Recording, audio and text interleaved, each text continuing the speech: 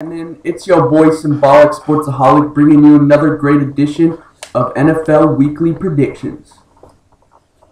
Alright, I gotta give props to the NFL. This is a great schedule so far. Alright, today we have the Chicago Bears against the Green Bay Packers. The Bears have one of the best defenses in the league and one of the best running backs in Matt Forte. I'm not a huge believer in Jay Cutler, but I think Brandon Marshall and A. Jeffries is pretty good. I'm going to have the Bears upset the Packers this week. The Packers have a great QB in Aaron Rodgers. Their defense looked terrible, and I think their offense is one-dimensional. Their run game looked bad, too. Next, we have the Buccaneers. Josh Freeman has a nice arm, but he's not getting much yards. Doug Martin looked really good at running back over LeGarrette Blount. They played well against the Panthers in their defense, but Vincent Jackson's going to need to step it up. The Giants, Eli Manning looked good. Ahmed Bradshaw did okay too. They have a better defensive line than the Buccaneers, and I think if the Giants secondary plays well, they'll beat the Buccaneers. Next, we have the Raiders and the Dolphins. Carson Palmer looked better than expected to me.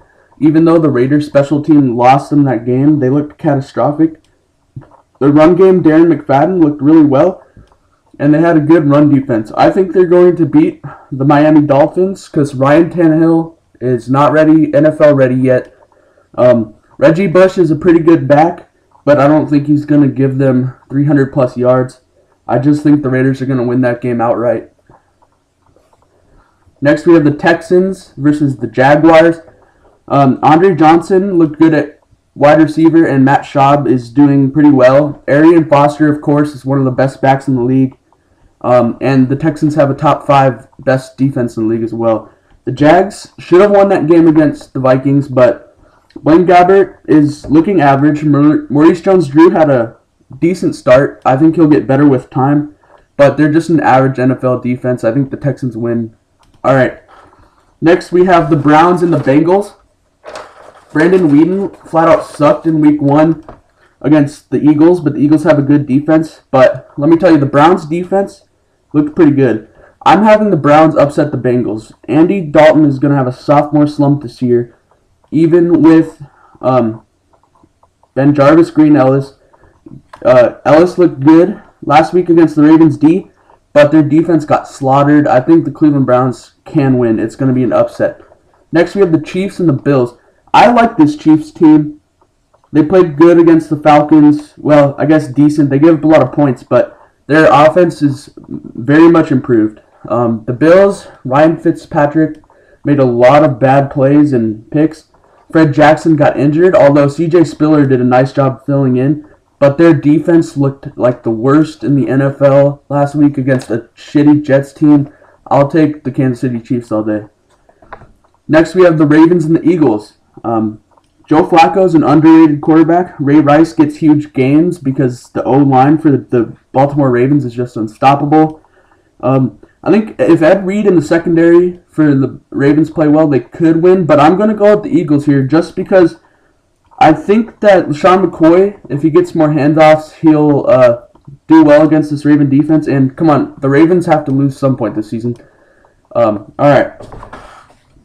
Here we have the Saints and the Panthers. Drew Brees is the best quarterback in the league, in my opinion.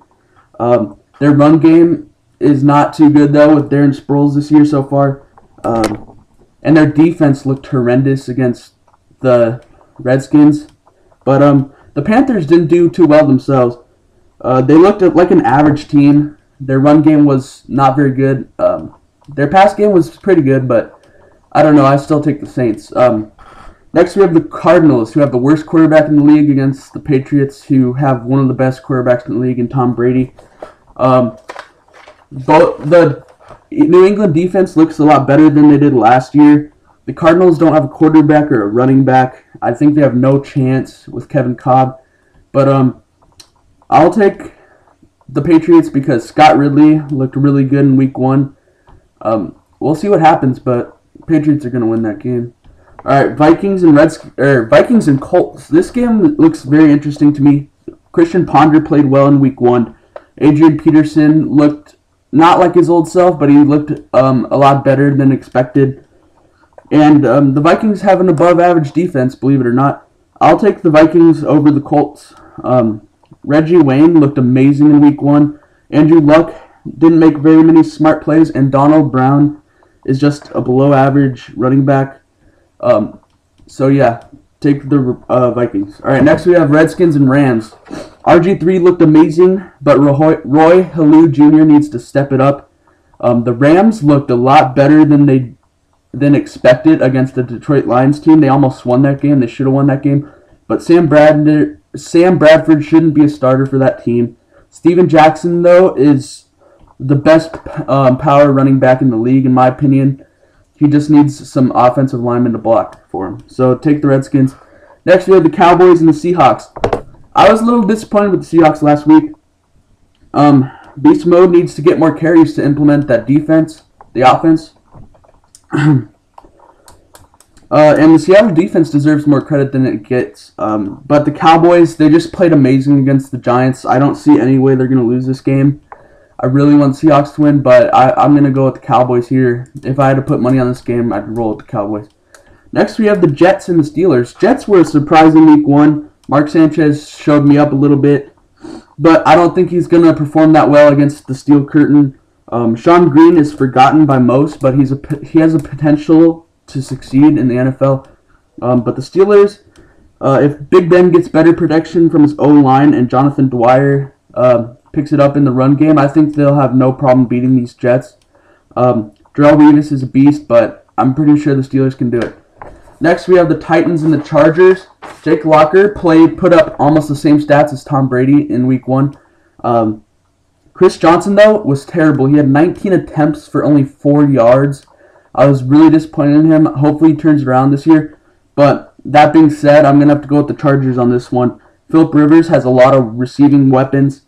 And if Ryan Matthews comes back next week, they'll definitely win this game.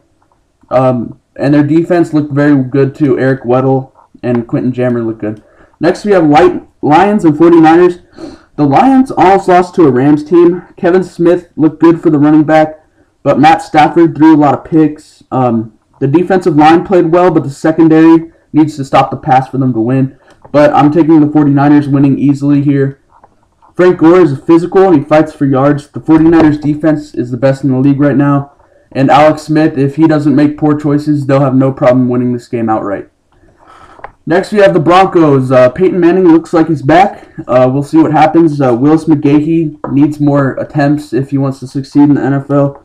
Von Miller looked good in defense, but they're going to have to stay away from penalties if they want to beat the Falcons. But I'm taking the Falcons this week. I like this Falcons team. Matt Ryan is looking really good. Michael Turner is a good power back too. He needs to get in the end zone. If they don't settle for field goals, they'll have no problem winning this game. All right, keep it 100, Woodies. You heard me.